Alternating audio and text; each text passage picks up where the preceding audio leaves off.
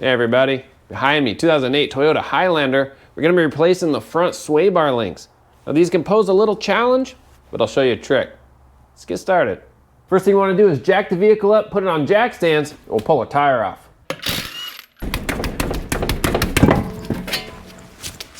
This repair is a lot easier with both sides jacked up at the same time. Let me zoom you in.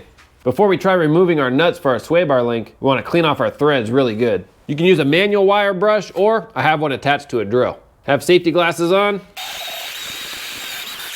All right, much better. Now you can either take a lubricant or a penetrant. This is liquid wrench. It works pretty good. We'll spray it on our threads.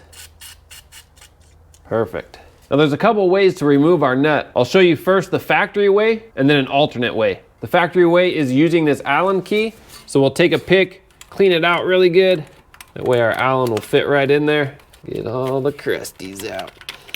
It'll be a 6mm Allen. So we'll put this in, wiggle it in if you need, give it a little tap. Make sure it goes in and bottoms out. I'm also gonna tap on it just to get it to come out. There we go. Then I'll put it back in by hand. Perfect. This is a 17mm. Pull this out just for now. We'll tap on it.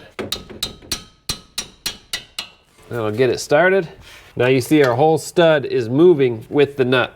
So that's what this Allen key is for. Put our Allen back in, put a ratchet on.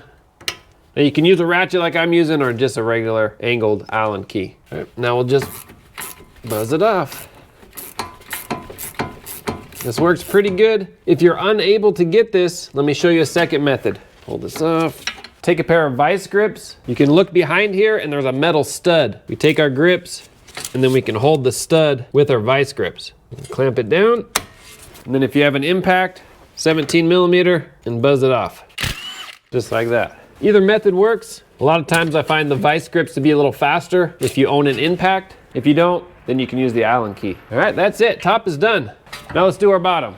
The bottom is in a tight spot and it makes it hard to use power tools. We want to start by doing the same thing, cleaning off the threads real good, and then putting a lubricant or a penetrant. Go ahead and spray this on. We have the same two options. You can use an Allen on the end with a wrench, or you can use a pair of vice grips. That's what I'm going to use just real quick. Throw the vice grips on, just like that. I'm using a long ratchet with a flex head, and that'll help me break it loose. Again, 17mm, just like the top. Give it some muscle. It'll just spin until this vice grip rests on the axle. So no problem. It's not broken free yet. There we go. Got it. And we'll just keep backing it out until it's all the way. There we go. That's the nut. Let me just slide this end out. Perfect. You can see that's the stud that our vice grip is grabbing onto. So just in front of the boot.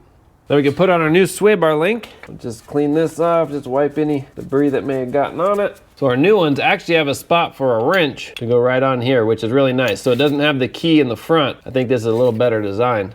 If you have Zerk fittings for grease, just make sure they are accessible. And we put it in, throw the nut on, put on our wrench. Our new nut now is 18mm instead of 17. Yours might be different with your new one. The information I have says these are torqued to 55 foot-pounds. I'm not able to get a torque wrench down here, so I'm going to estimate 55 foot-pounds. Now let's install the top. We'll just slide our top in, just like that. Right on our nut. Put my wrench in the back. I'm going to use my impact just to suck it down. All right, 55 foot-pounds. That's it. If you have grease fittings, we'll go ahead and grease them, and you're finished. All right, there you go. That's how you can replace front sway bar links on your Highlander.